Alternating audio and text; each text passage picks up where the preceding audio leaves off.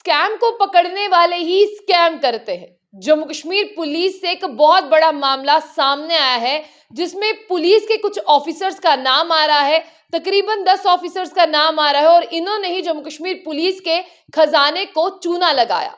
यानी आज तक आपने देखा कि पुलिस अपराधियों को पकड़ती है, आपने ये भी देखा कि अगर कोई स्कैम हो जाए तो पुलिस उसे भी हल करती है, लेकिन कभी आपने ऐसा सुना है कि पुलिस के ऑफिसर्स ही अपने डिपार्टमेंट में स्कैम करते हैं? यानी कुछ पुलिस के अधिकारी हैं, उनमें टॉप रैंक ऑफिसर से लेकर अगर मैं निचले कांस्टेबल तक की बात करूं, उनके नाम सामने आए हैं, और कुल मिलाकर जो है यहाँ पर 10 लोग हैं। और ये भी मैं आपको बता दूं कि इन 10 पर ये एलिगेशंस लगाए गए हैं कि इन्होंने सरकारी खाते को, यानी पुलिस के खाते को इन्होंने चूना लगाया। और कैसे लगाया ये आप सुनिए।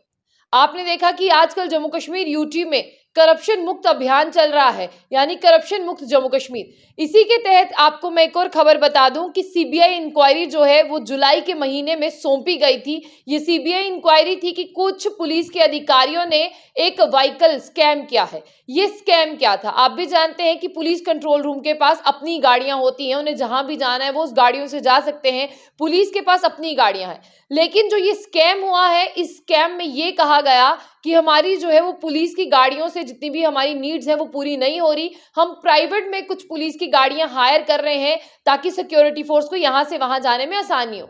आप भी समझते हैं कि इलेक्शंस का दौर हो, कोई बड़ा प्रोटेस्ट हो, कोई बड़ी रैली हो, कुछ भी बड़ा हो, उसके लिए पुलिस की बहुत ज्यादा जरूरत पड़ती है। लेकिन पीसीआर के पास गाड़ियां होती हैं, शायद तब इतनी गाड़ियां ना हो, इसीलिए ये कहा गया कि आप जो है प्राइवेट व्हीकल को हायर कर लें और उसमें पुलिस वाले यानी सिक्योरिटी फोर्स है हमारी वो वहां पर चली जाएगी। लेकिन जितनी व्हीकल्स हायर करने के लिए कहा गया था उतनी गाड़ियां हायर नहीं की गई, और जितना पेट्रोल भरवाया गया, जितनी रिसिप्ट बताई गई कि इतना पेट्रोल भरवाया गया, उतना पेट्रोल भी नहीं भरवाया गया। ये जो व्हीकल स्कैम है ये जम्मू कश्मीर पुलिस के अधिकारियों ने किया है। कुल मिलाकर 10 पुलिस के ऑफिसर्स हैं, हायर रैंक से लेकर कांस्टेबल तक के ऑफिसर हैं, जिन्होंने इस स्कैम को अंजाम दिया है। और अब आपको ये बता दें कि ये इल्जाम जो है आयत हो चुके हैं और पूरी तरह से पता चल चुका है कि ये अपराधी हैं, क्योंकि इसी साल के जुलाई में सीबीआई को यानी क्राइम ब्रांच को ये इन्वेस्टिगेशन दी गई थी। लेकिन आप जब ये खबर सुनते हैं आपकी जो है खुद भी रोंगटे खड़े हो जाते हैं। क्या इतनी छोटी सी बात के लिए, मतलब एक गाड़ी हायर करने के लिए स्कैम हो सकता है? क्योंकि ये स्कैम लाखों में स्कैम होते हैं, और तब क्या पता कि गाड़ी यहाँ से वहां जा रही हो, कितनी जरूरत है। इसलिए आपको बता दें कि सीनियर सुपरिटेंडेंट ऑफ पुलिस से लेकर यानी एसएसपी से लेकर तमाम उनके जितने भी सबॉर्डिनेट्स हैं वो इस शक के दायरे में थे। पुलिस कंट्रोल रूम श्रीनगर में कहा गया था कि हमारे पास इतनी गाड़ियां नहीं हैं, हम इस गाड़ी को हायर करने वाले हैं, यानी प्राइवेट गाड़ी को हम हायर करने वाले हैं। क्राइम ब्रांच को जो है ये केस दिया गया। क्राइम ब्रांच ने इसकी जो है तहकीकात शुरू की। प्रिवेंशन ऑफ करप्शन एक्ट, यानी ये भी करप्शन ही है। आप पुलिस से जो है पैसे ले रहे हैं, उनके खाते को आप चूना लगा रहे हैं। और अब आपको बता दें कि 10 ऑफिशियल्स को जो है यहाँ पर व्हीकल स्कैम मामले में जो है पुलिस ने पूछताछ के लिए जो है वो अंदर किया था, और पूरी तरह से ये बता दें कि ये पता चल चुका है कि इन्होंने ये स्कैम किया है।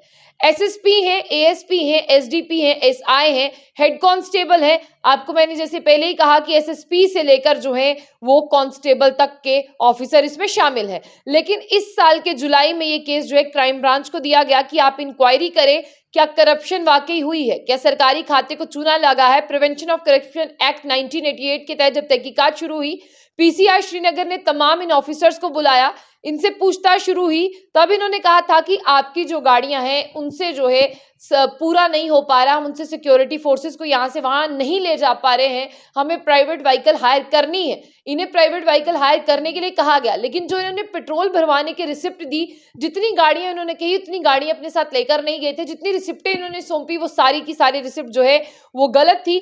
अब मैं आपको बता दूं कि इस तरह से इन्होंने सरकारी खाते को चूना लगाया, और काफी महीनों से इसकी जांच चल रही थी। और इस महीनों की जांच ने जो है आपको बता दें कि शुरुआती जांच में ही सब कुछ खोल के रख दिया कि पुलिस के साथ फ्रॉड हुआ, पुलिस के खाते को चूना लगाया।